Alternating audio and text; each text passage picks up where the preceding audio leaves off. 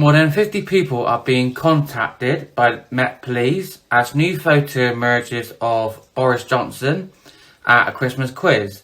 Scotland Yard reveals officers working on their ongoing investigation into 12 alleged lockdown busting events, which has been named Operation Hillman, will this week start asking for the accounts of attendees.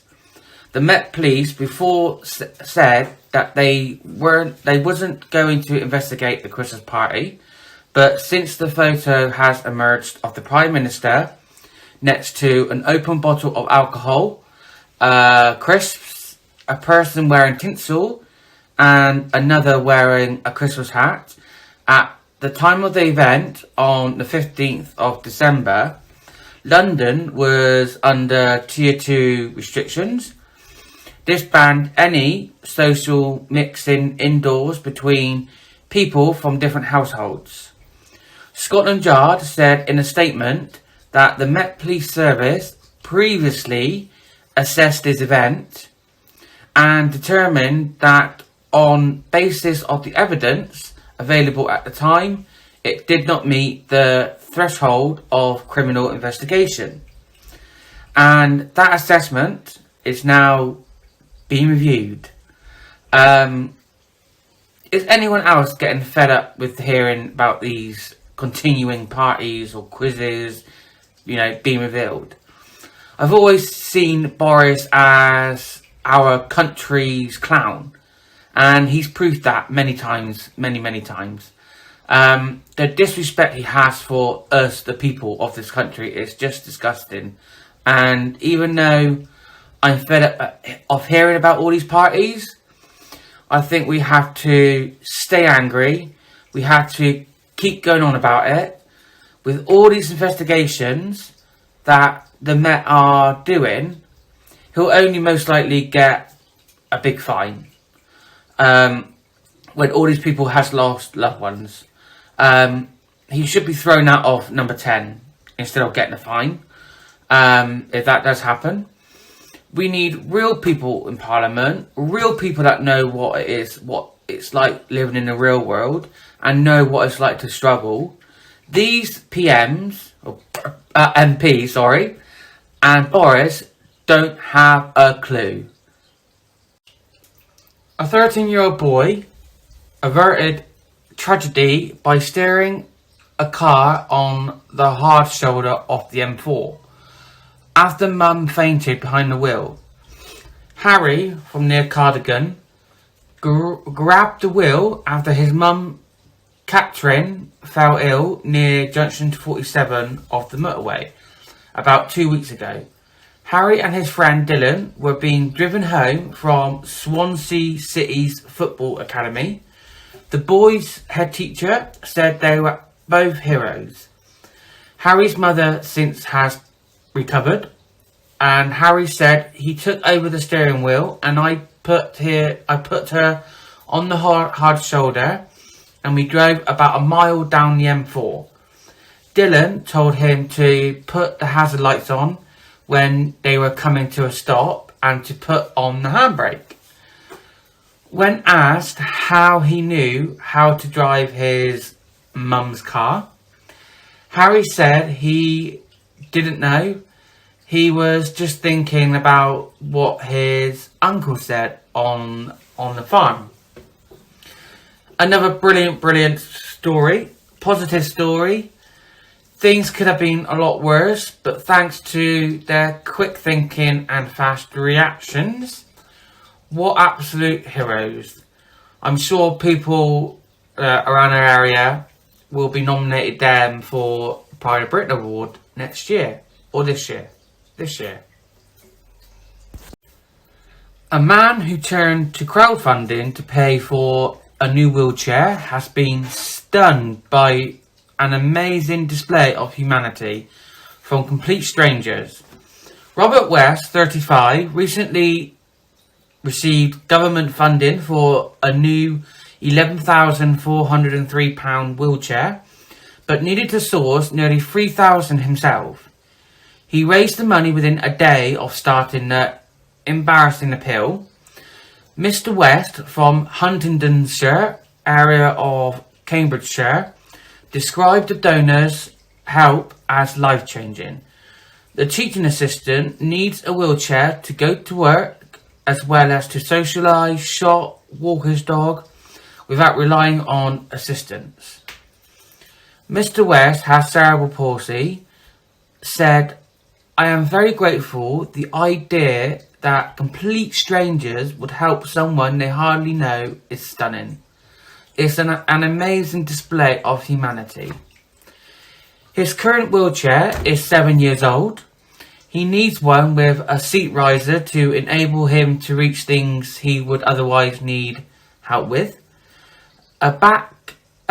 A reclining back seat rest, which allows him to stay in the chair for longer periods without becoming uncomfortable. He initially turned to his local wheelchair services last year, but was told that he was not eligible for help. It's so hard to find positive stories around at the moment with everything that's going on in the world. But this is definitely one of them. It just shows how amazing, kind people can be to strangers and how good social media can actually be. The price of the average UK home has increased almost twice as much as the wages of the average worker over the past 50 years. Given that people use money to buy houses, this is a big problem.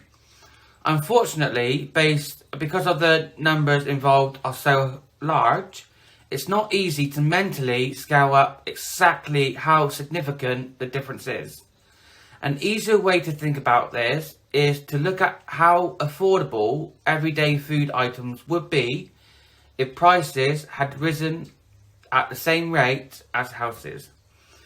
The average house costs $4,200 in 1971, and at the start of 2021 the price 58 times higher at almost £249,000. Now take a pint of milk, for example, which you could buy for 40p today. If this is also cost 58 times more than it did 50 years ago at 5p, it would set you back £2.90, or a dozen eggs in 2021 cost around £1.90 compared to 23p back in 1971. A box of eggs would cost £13.40 if prices had risen as quickly as houses over this period. It's been suggested that if young people gave up Netflix and gym memberships, they would be able to put aside enough for a deposit, but you'd have to go 450 years without Netflix before you save enough for the average deposit, which was almost £54,000 last year. Based on these numbers, it's easy to see why home ownership, which was achievable goal for the average Brit 50 years ago, is increasingly unrealistic for young people today. Last night I decided to open up a lifetime ISA to start saving for a house, which I wish I'd done years ago, but I was just young and stupid then. This is why so many people are using council housing, because they just can't afford to buy a house. And I'm still living at home and I desperately want to move out, but can't afford it. And my credit rate isn't good to do that either, which I'm not going to shy away from. It's so hard for young adults today. I know the government has got all these schemes now, but even that is still a lot of money for a young adult. I never had any savings as a kid. Well, if I did, never saw it. Whereas today, as soon as you have a baby, most people open up a savings account, which I just think is the best way forward, so that, you know, when your son or daughter becomes an adult years and years to come, they got money then to set aside to buy a house or to, you know, or to go to uni. It's a really, really good idea. So yeah, I thought I'd see this, mention this story, because obviously it's something that I started doing last night. So I thought it was a good story to add. Wayne Rooney says he feared he could have died or killed someone at the lowest point of his drinking problem. The Derby County manager and record goal scorer for both Man United and England was speaking to BBC Breakfast before the release of a new documentary about his life. He revealed the darkest places that alcohol and mental health issues have taken him to, and when asked what his biggest fear was in these moments, he replied, probably dying, or probably death. Speaking about the mistakes he had made, the 36-year-old added that could have been the girls, it could have been drink driving, which he's done, it could have been killing someone or killing himself, and that's a bad place to be. He knew he needed help to save himself, but also to save his family. Rooney also revealed that he felt he had to keep many of his problems secret as a player. 15 years ago, he said he couldn't go into a dressing room and say he was struggling with alcohol or he was struggling with his mental health. He just couldn't do that.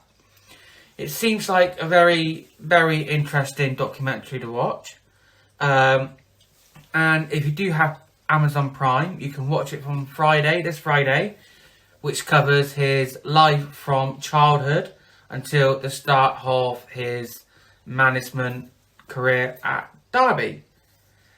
So yeah, it seems like a really, really interesting documentary, especially if you're struggling with, you know, mental health or alcoholism, or don't watch it if you are, you know, in that bad place, just in case it triggers anything that could fall you back into that same place again.